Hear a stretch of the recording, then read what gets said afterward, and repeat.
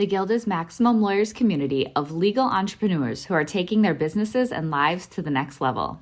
As a Guild member, you'll build relationships, be held accountable, and learn strategies specifically designed to get you unstuck and accelerate your plan for growth. Members are also granted exclusive access to masterminds hosted around the country. Our next event is coming up, and we're heading to Scottsdale, Arizona. There's something truly magical about the power of these in-person connections where real-time breakthroughs happen. Picture this. You're surrounded by like-minded law firm owners tackling your business and mindset challenges together. The energy is electric, the insights are transformative, and the results are game-changing. Investing in yourself is the best decision you'll ever make. The knowledge, strategies, and breakthroughs you'll gain are priceless assets that will supercharge your practice and propel you forward.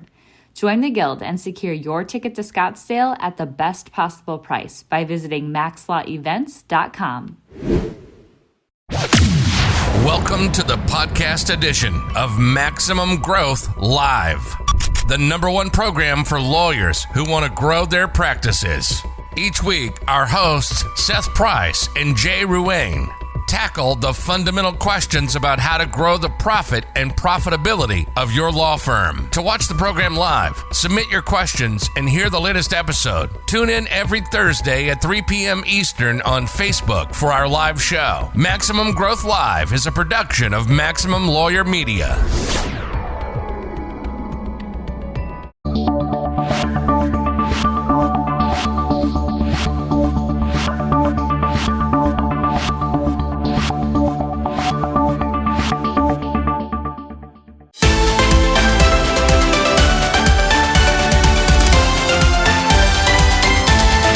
Hello, and welcome to a special pop-up edition of Maximum Growth Live. I know we told you we weren't going to see it until the new year, but with everything happening in the world of PPP, we wanted to bring you a special show. Maybe you can sit back, relax on this short time between Christmas and New Year's, and understand what's happening in the world of PPP. Seth Price, my man over here, founder of Blue Shark Digital, as well as Price Benowitz. And Seth, you have gotten us a phenomenal guest today. Tell us all about him.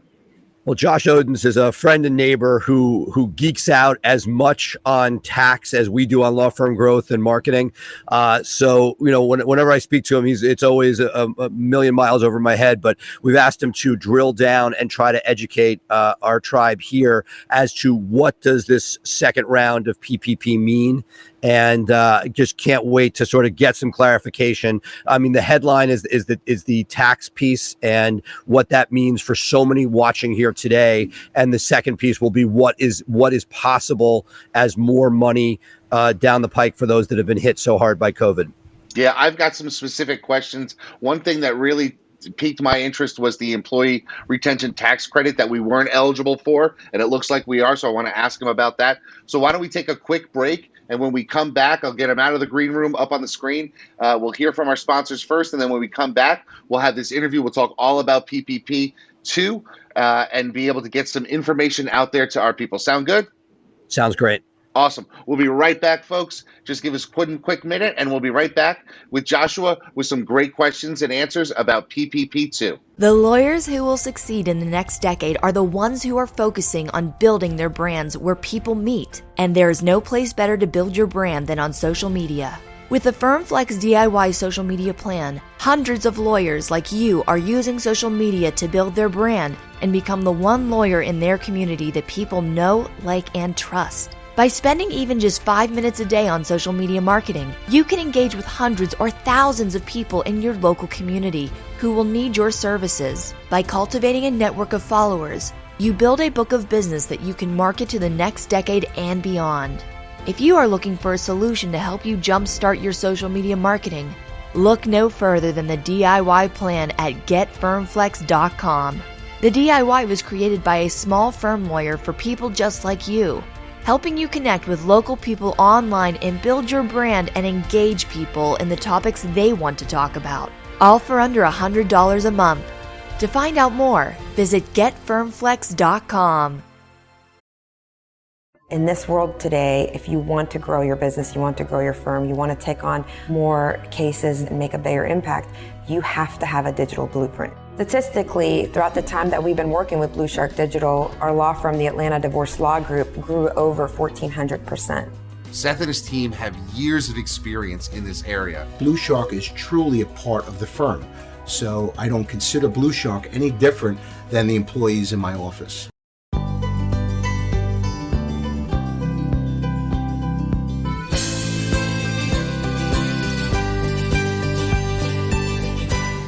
Josh Odintz, thank you for being here. Senior partner, Baker McKenzie, part of the management committee, the man who thinks more about tax than anybody I know. We are sitting here at a time where lawyers who listen to us, lived through the first PPP. It was very valuable for a lot of people, waiting to see what this second bill finally passing is. Can you tell us, what is this skinny? First, what does this mean for people that received money during the first PPP round? Yeah, so maybe I'll provide just a quick overview of what changed in the Triple P, because there are some very important changes. So first and foremost, the types of expenses that can qualify for loan forgiveness. So there are some new categories of expenses, and I'm going to pull up to include operations. So software, cloud computing, HR, anything used to track billing. Qualifies And Josh, assume for our purposes here, given the extended window, I think most people in this audience will be able to write that everything will qualify. This is not a group. They're small business owners to medium-sized business owners. Between payroll and rent, the big thing that I think everybody's focused on right now is the deductibility of what we got. That there was a period where, until this passed, that we were concerned that you'd be paying taxes and not being able to write off the work. That is the sort of main focus of this audience. Okay, so first, the good news is that to the extent a law firm obtains loan forgiveness, that amount is not includable as income. And that's clarified, although I thought it was clear in the original law, but apparently Congress felt the need to clarify that. Second, any amount that is forgiven also does not affect basis in a partnership. It's considered tax exempt. It does not have any other tax. It doesn't reduce tax attributes. It doesn't affect basis. It has, and it also, deductions shall not be denied because of an amount that was used from a PPP loan to pay off an amount that gave rise to a deduction. So effectively, the statute overrides the guidance issued by Treasury. It's a notice that said taxpayers could not get the double benefit. So Treasury has lost that fight with Congress, and so taxpayers can, for example, take a deduction for wages, and at the same time have the loan from the Triple P forgiven that was used to pay for those wages. What about there's a second category. A lot of our viewers may be solos or independent contractors where they got that $20K. Does this affect them differently in any way, or is it the same basic concept? Same concept. That's great. So, really, big sigh of relief. We had read it the way you did, but we're very concerned. Many people out there that people were squirreling away money in case it didn't break this way, that they might have a huge tax bill coming. Yeah. So Treasury has a short fuse to issue guidance. They have 10 days to issue guidance interpreting the Triple P program. This comes at a very odd time for the government because the last window for publishing guidance is January 15th. That's the last day the Federal Register will publish. So the idea that they're going to get something done in 8 days, I think is fanciful, but we could see more guidance as we go into the filing season because there's going to be a mismatch in the software and how the software. So if you use Quicken or TurboTax or one of the other software providers, it will not contain the information contained in this law. And so there's going to be a mismatch for a period of time. The software providers will want guidance and how to fix it, and then interpretations on how it's going to flow through on a form. So I expect Treasury to issue that guidance as soon as possible, but I doubt it's going to be out in 8 days. But there's no way that Treasury could take any steps that would negate what Congress just pushed through with the president's signature. That is correct. Awesome. So the next thing, as people have a big sigh of relief and realize that they've been hopefully squirreling away money that's not needed now for taxes, is who and what is eligible for round what I'm calling round 2. I guess some people call it round 3, but for this round of Triple P. Yep. So the requirements have changed a bit. First is the size of the employer. It's limited to 300 employees, which is different from the prior round, which was 500. Aggregation rules still apply for law firms. So to the extent you have multiple locations but exceed 300, it's all aggregated into one employer. So it's 300 employees. The cap of the loan is $2 million, so decrease from 10 to 2.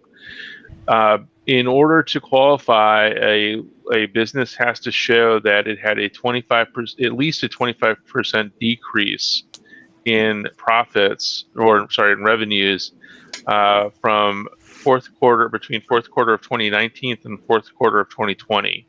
There are rules for firms that if they weren't in existence, let's say you had a merger, brand new firm was created, there are different testing dates depending on when the firm was created, but basically you're comparing fourth quarters from 2019 and 2020. So if your revenues have decreased by greater than 25%, then you can qualify. So I have a question about that. No, it's only fourth quarter. There's no other quarters that they're looking at. It's fourth quarter of 19 versus 20. You don't have an option like in the other one where you could look at two different date sets. That's correct. Although I suspect Treasury. The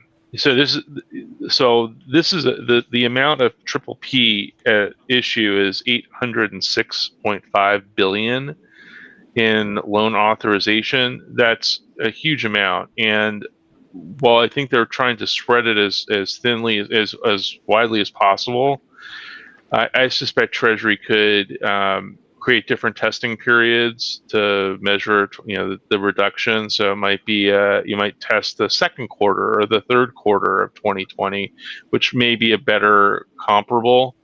Because, like for retail, for example, it may not be.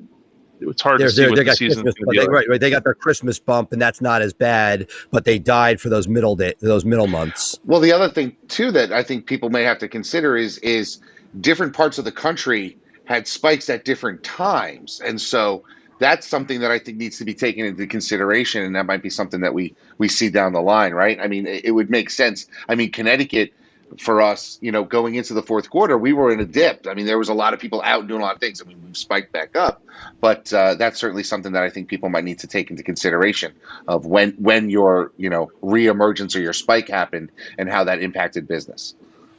Yeah. So as a former Treasury official, I was at Treasury during the Obama administration. I'll just say that getting to that decision of which quarter to test and how to read the statute will take some time. I would not expect that out in the first round of guidance. I could see the next administration in trying to distribute more Triple P funding will take a much more creative or broad interpretation of the statute.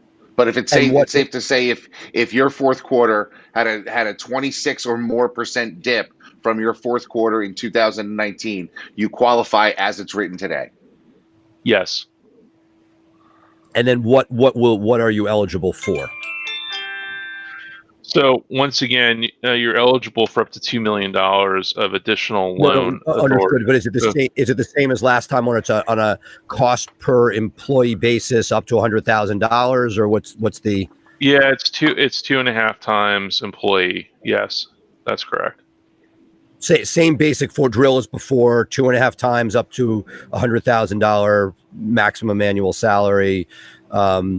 Is there similar guidance as far as they spent so much time, what percentage on rent versus it seemed that all of that went out the window given the elongated period you had to use it during? Yeah, it's a 24-week period, so that's baked in now as opposed to the 8-week period. Yeah. Is there anything markedly different about this round other than the period and the decrease requirements?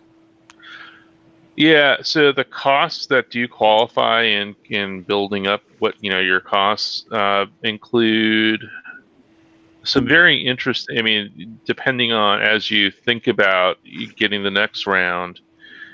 So, for example, you can use it for, let's say you had property damage. You have an office in D.C.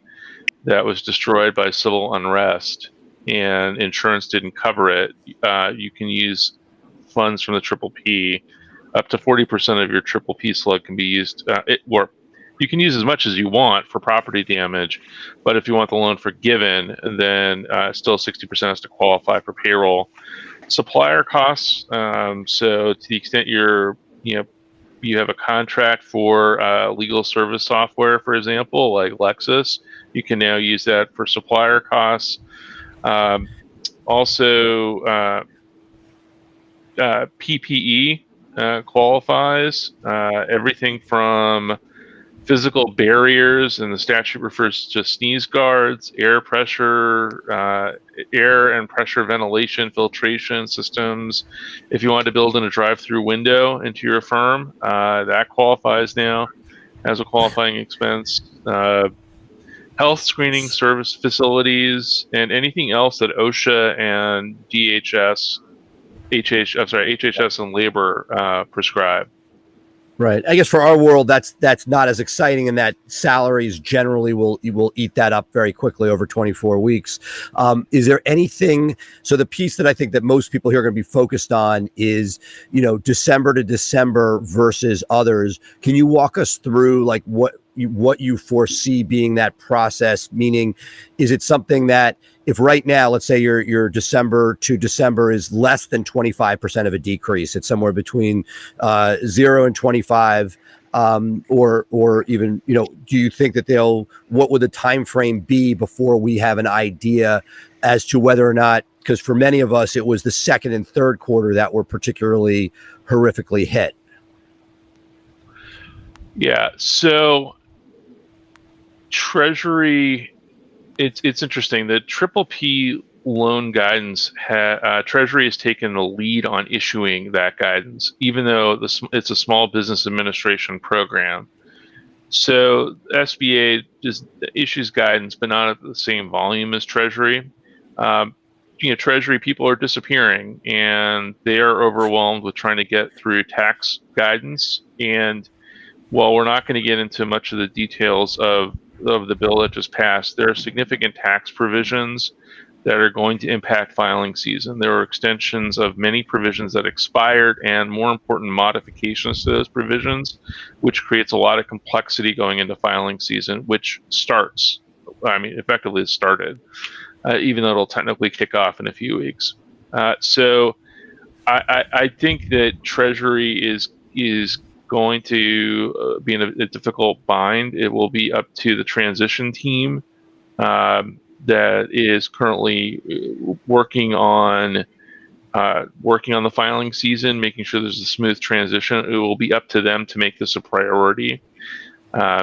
So it's really, and it'll also depend on how many people can get into the building. Will Janet Yellen be confirmed on day one?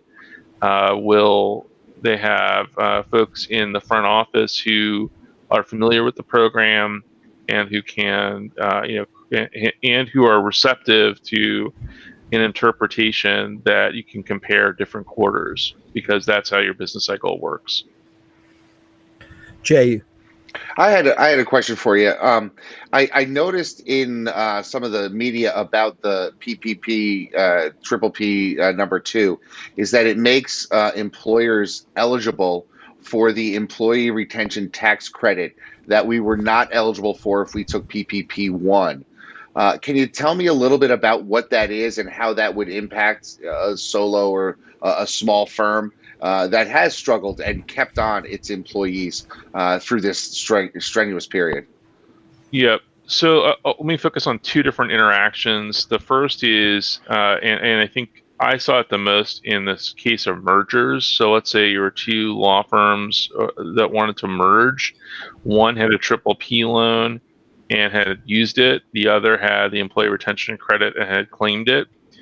You can't have both. And so the question is, what do you do? And the IRS was unwilling to rule in this space. There were a lot of mergers that just didn't come together or had to get creative on repayment. So the way that it works now is one is the ERTC has been plussed up to $10,000 of wages per quarter as opposed to $10,000 in wages per year.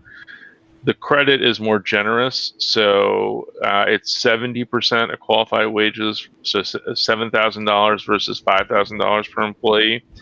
And then once again, it's by the quarter. And so under the new law, a taxpayer can claim the ERTC for wages that are not paid for with forgiven triple P loans. So if you have a triple P loan, but it's not forgiven, you can claim the ERTC. For the amount of wages that are forgiven, that are part of a triple P loan, those cannot qualify for the employee retention credit. So it's still better than the prior, because now you can claim both, and two firms can merge.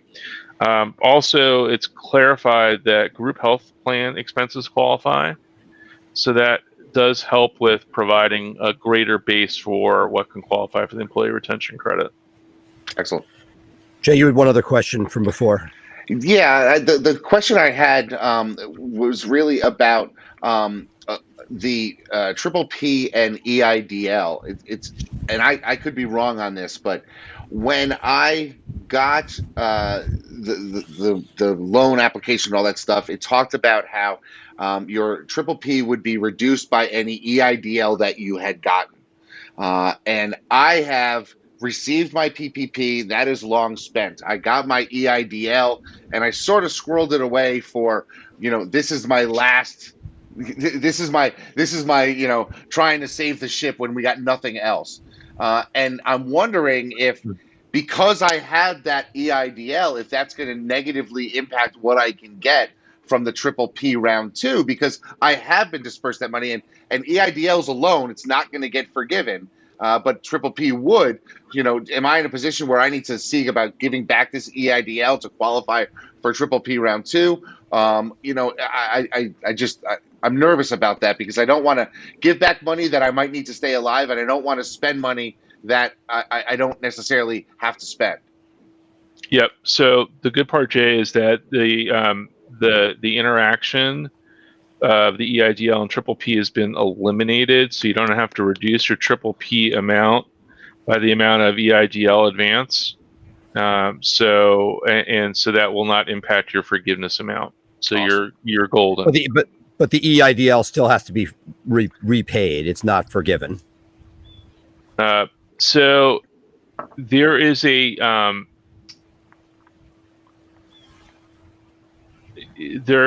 sense of the Senate, a sense of Congress, that it should not be, it shouldn't have to be repaid, and it should be treated as like a triple P loan, but that's not included in the final legislation. So it's possible that when they come around to the next round of COVID relief, which there will be another round at some point in 2021, it's possible that they address this issue head on. So it will feel more foolish if we repay the EIDL early. It's hard, but it definitely is. It's definitely, I probably would not repay. I would hold off, and Right. see what Congress does. Very See what much they- like, thank goodness Congress addressed the deductibility issue, because I know that's a massive issue. Yeah, right. That's going to be for our audience. That's the biggest swing, and I hope that not, based on December to December, that not as many people will be helped by round two. But at the same time, it's there for those that desperately need it. Yep. So also, Jay, going back to the point, if you left some triple P on the table, or your triple P was reduced because of EIDL, or you gave some of it back, let's say because you were concerned based on the inconsistent guidance from Treasury, then there's going to be a process. Treasury has to announce within 17 days of enactment a process for obtaining the differential, so you can go back and claim more of your triple P loan if you left some on the table. So that's supposed to be a fast track process. We'll see how that is outlined. So you may not have to actually reapply. You may just be able to ask, but that will depend on guidance. My final question on EIDL is: if somebody did repay it, can they somehow get it back? So I am not an I'm not an SBA expert. There's nothing that clarifies that in the new bill. So I'd have to look back at, and right now it's moot, because right now it is unless something changes, it still needs to be repaid. Yes. Gotcha. Awesome. Jay, you got anything final? No, I think this really sort of encapsulates everything.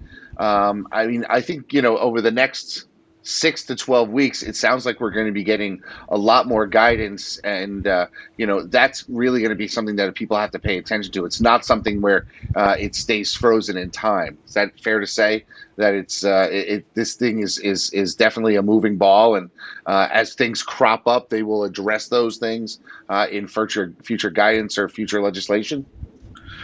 Yeah, I think legislation is going to be hard, unless and until Congress reaches compromise on the next round of COVID relief. What I would expect to see, one, guidance implementing any changes in the triple P, and that we'll see hopefully before this administration leaves. Tax, I expect tax will take a little longer because of the hundreds of pages of tax provisions contained in this bill, and so I expect we'll see some guidance, for the filing season as soon as possible. But probably it might be until February before we see changes to forms and whatnot. So there will be a mismatch or incorrect guidance in the tax forms addressing deductions, employee retention credit.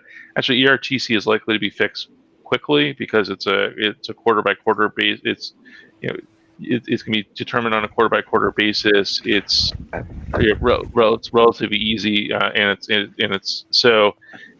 rolls up with employment taxes. Whereas the filing requirements may be a little more challenging. So I would talk to your tax provider, or I wouldn't trust the software unless you see some update that it says it takes into account changes to pursuant to the act.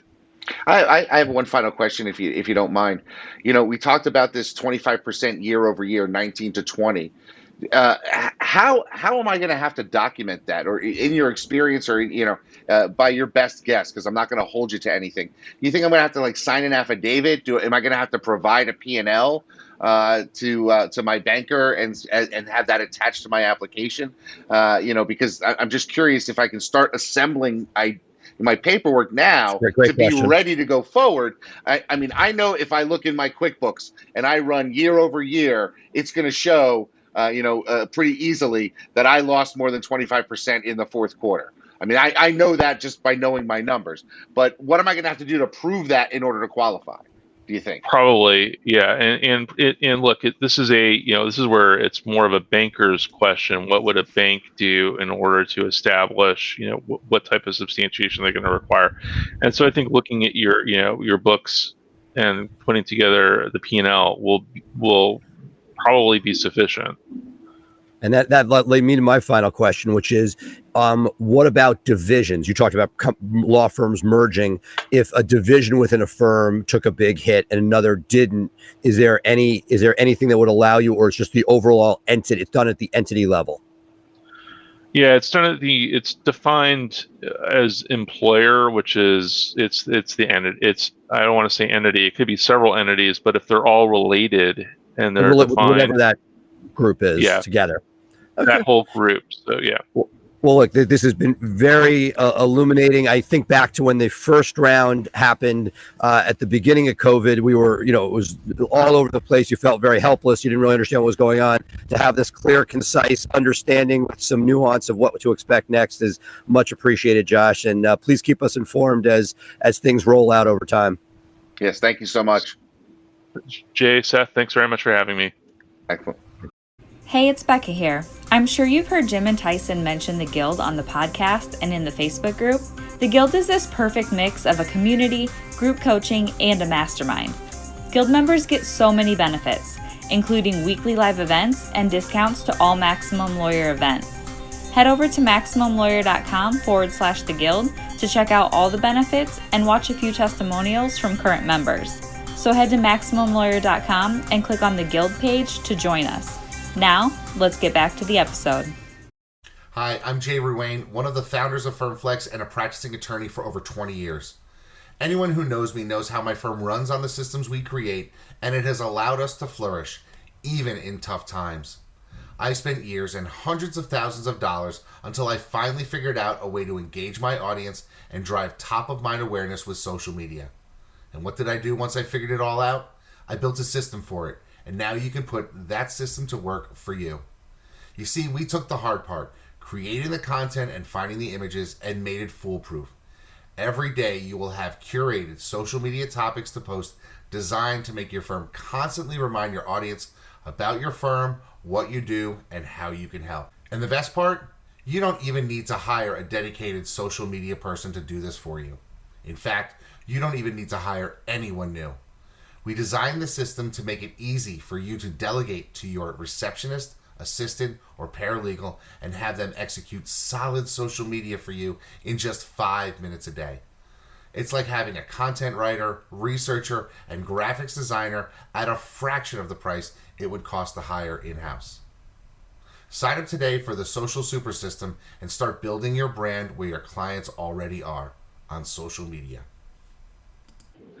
Man, Seth, I got to tell you, walking into the last couple of days of the year, I am buoyant. I feel a lot better after having that conversation, getting some answers to those questions that I think will make a difference to the viability of my firm going forward.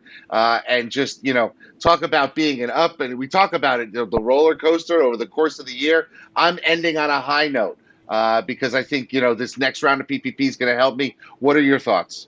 Well, first, I think the headline here, I hope that those that need it can get a second round. But I think that for somebody who's looking at the tax implications, as Josh mentioned, the original idea was that it would be deductible.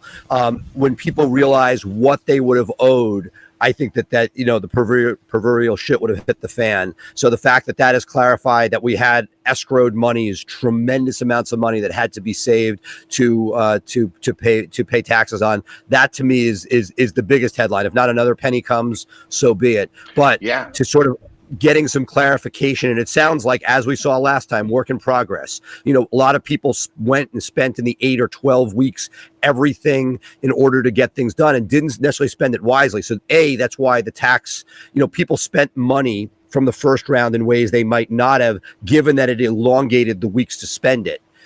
So I'm very thankful that it is now not a taxable event, or that you can deduct that money. But I think that the exciting part for us to watch is to see what is eligible for round two. It sounds like for you, you're going to be able to show a 25% decrease. For many of us, more than that. The fourth quarter is not our issue. Right. So for many of us, we figured out how to retool, and that the fourth quarter may be less than 25% or even a slight gain, but that there are those middle quarters that were devastating. So if somebody went hypothetically fourth quarter of last year to second quarter of this year or something like that, those permutations were very different. It'll be interesting to see, because with everything they do, you saw this in the first round, everything you do has an unintended consequence. And so here, you talk about retail. Some of those guys got a bump with Christmas. People finally started spending again, maybe. But there were some deadly, deadly months in the middle. and how will this play out? We both know that there's always going to be somebody raising their hand saying, hey, can you push in this direction? And we'll be certainly checking back with Josh to see, does that definition of what timeframes you're looking at get changed over time? Yeah, it's interesting to me. We talked a little bit about how different sections of the country felt different things. But one of the things that I'm learning is from some of our listeners and viewers who are in the PI field. Normally, their fourth quarter is one of their biggest quarters, and this year they didn't have that same pressure to be able to settle things, and so I think a lot more people had down fourth quarters, even if they retrenched and did things in the legal space than others. So I feel bad for you, though, because it's an entity thing. So if you had some growth in some areas, a place like Price Benowitz that has a lot of different areas, you may not necessarily be able to show the decline in that fourth quarter. But you know what? So be it, right? We got money when we needed it. We know that allowed us to keep stability and growth. And if we don't, then it did its job, right? If PPP got us to the point where we can't show that, again, money is nice, but like the whole point is you want to see it allocated where it is needed. And look, when I look at the stuff in our home community, the fine dining and hospitality, and just seeing the hit that they have taken, that it's just, devastating. And the idea is they're not going to say, hey, it's only for that. They want to be able to cover things, but you're going to see it very random. PI specifically, one big case makes somebody's quarter. So if a big case cleared, great. And if it didn't, and that's why it'd be interesting, John Fisher's been very vocal about being with bigger cases, less number of bigger cases, being very concerned about lack of jury trials. What you're going to see is if something settled, you'll have a solid fourth quarter. If it didn't, if they kick the can, which a lot of people are doing, then you'll be eligible. And so we both know that realistically this will be broadened as people sort of raise their hand and say, hey, why not me? And some constituency will get that. So, I'm not a tax professional here. And I certainly, but it would sound to me like if you are sitting on a big settlement that you are waiting to disperse, maybe you don't disperse it until January 2, so your fourth quarter doesn't have as big of a bump as it would have. I mean, I know some people, they want to get that money out of their trust account into their operating account so they can pay off some things. And we're only 2 days away from the end of the quarter. But, if it's still sitting there and you were thinking about taking the money and putting it into your operating and you're at that, 24 to 26% drop period, maybe it's better to not have that income during this period because that might impact your ability to qualify. And look, I've always looked at it like, yes, you can handicap it, but we have no idea which way this thing is going. We have a pretty good idea. Look, there's so much more certainty today. We just did a half-hour interview, and I feel like we have a solid understanding of where we stand. We did weeks of talks on this. Every week it was different. It was back and forth. They'll still be back and forth, but this is, we've been through the game. We understand what is generally allowed with the for the 2.5 times. We got that down. That only took us 8 weeks on the front end. So I think that you're sort of identifying where people are to be thinking is how do you look at your fourth quarter, and are there things that ethically or that you do have a decision as to when to have a contract signed. Are you going to sign something? And now it's based on income, not on expenses. So you have a little bit less control for most people, but certainly it'll be an exciting run. Not as exciting as the last one, but thankfully not. Last time there was so much more uncertainty in the world. We have greater certainty, and I truly hope that if you're look, you've been the king of criminal and DUI in a state. You're going to take the biggest hit in this process. And, we talked a lot along the way about what would be up and what would be down this year. And one of the funny things I saw is, we saw like things like trust and estates and immigration still have great velocity, but the money isn't always there. So while I don't see a 25% drop for most people in those areas, I do see like lack of growth. So the fact that there's that 25% touch point, while I think is great for the people who are most hardest hit, you're going to see a lot of people that struggled through this year, didn't have any meaningful growth, maybe a little bit of a dip, but possibly not enough to show 25%. And if you're one of those people who, didn't necessarily have the 25% dip, but you struggled with some growth, we have a treat for you coming up 2 days from now on New Year's Eve.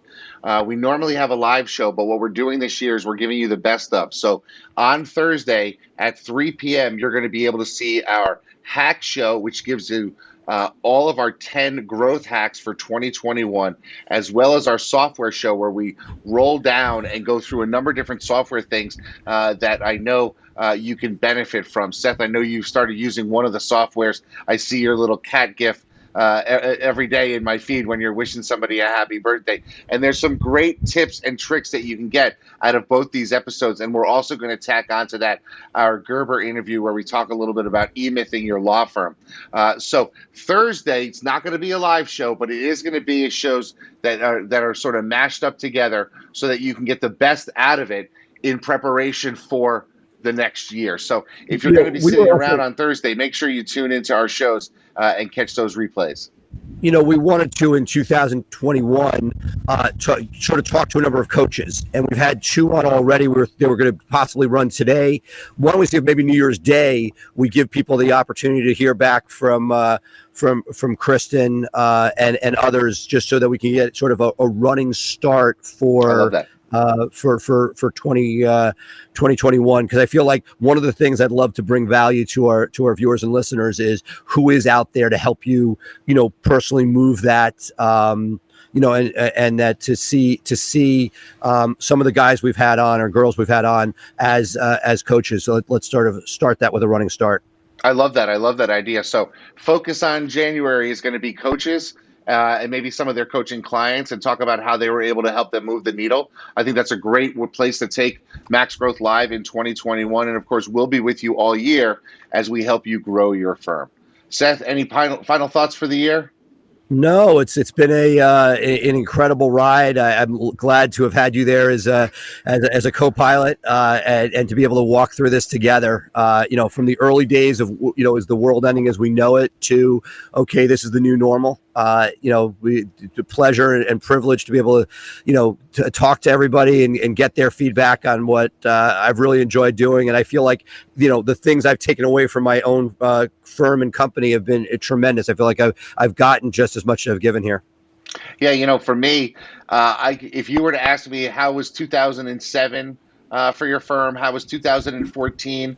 I have a general sense of what it is, but I don't think I'm ever going to forget 2020.